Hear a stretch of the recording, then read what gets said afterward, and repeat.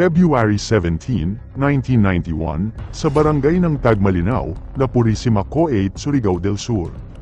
Nilusob ng mahigit 500 komunistang NPA ang kampo ng 426 Philippine National Police Company, buong tapang na lumaban ang mga pulis para depensahan ang kanilang kampo kahit mas malakas at mas armado ang puwersa ng mga rebelde, sa pamumuno ng kanilang opisyal na si Lieutenant Elmer Silador sa 10 oras at madugong engkwentro. Pero paano nga ba nadepensahan at napaghandaan ng mga pulis ang paglusob ng mga rebelde?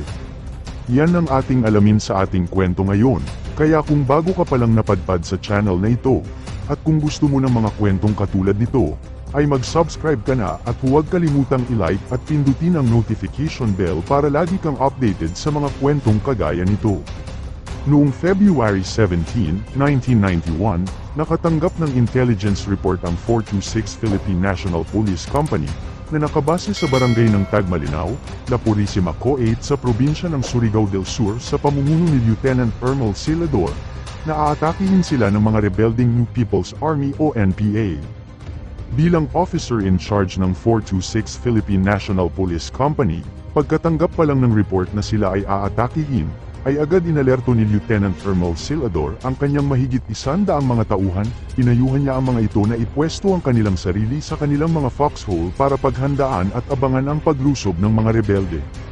Ilang oras matapos nilang abangan ang mga kalaban ay sabay-sabay na nilang narinig ang sunod-sunod at kabi-kabila ang putok ng baril mula sa iba't ibang direksyon,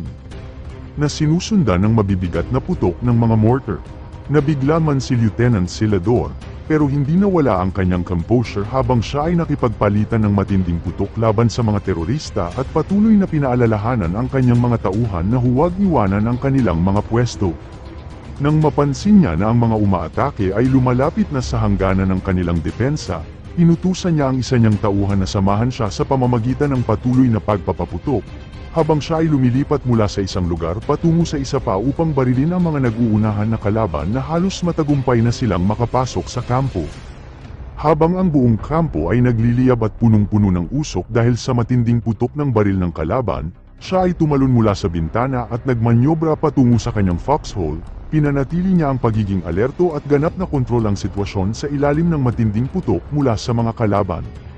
Si Lieutenant Silador ay patuloy na nagmamanyobra mula sa isang foxhole patungo sa isa pa, at mula sa isang trench patungo sa iba pang trench, upang magbigay ng moral support sa mga tauhan na ituloy ang pakikipaglaban at mas pangangasiwa ang mabuti ang mga nasugatan sa magkabilang panig. Sa pag-assess niya sa mapanganib na sitwasyon ng kanyang mga tauhan at pagtukoy niya sa panganib na dulot ng pag-atake ng mga kaaway, siya at ang kanyang mga tauhan ay matapang na nakipaglaban sa mga rebelding NPA ng buong lakas, mabangis at puno ng galit. Ang pagsiklab ng pag-asa at determinasyon ni Lieutenant Elmer Silador ay lalong lumakas, habang hinahamon niya ang kanyang mga kalaban ng walang kahit anong takot at matiraang matibay, hanggang huling hininga. Kaya't sa loob ng halos 10 oras ng walang pagkain at tubig, pinanatili niyang kalmado at patuloy na inatake ang mga rebelde.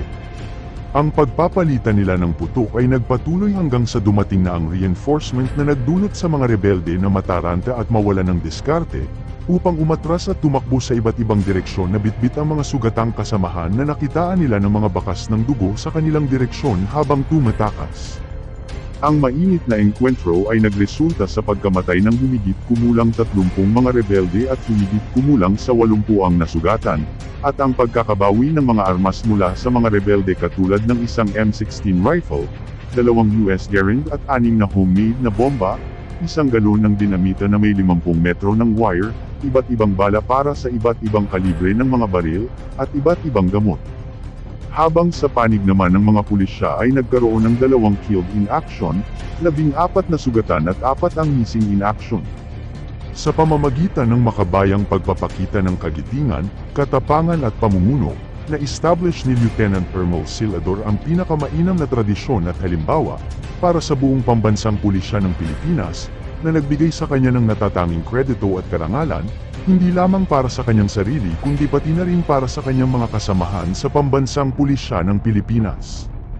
At noong January 31, 1992, siya ay pinarangalan ng pinakamataas na parangal, at ang kauna-unahang pulis na pinarangalan ng Medal of Valor. Ano ang masasabi mo sa kwento ng katapangan ng pulis na ito? Mag-comment ka lang at ating babasahin. Pero bago tayo magpaalam, ay palike at pa-share at paki-subscribe na rin po ang video na ito, dahil malaking tulong po ito sa amin bilang mga content creator. Maraming salamat po.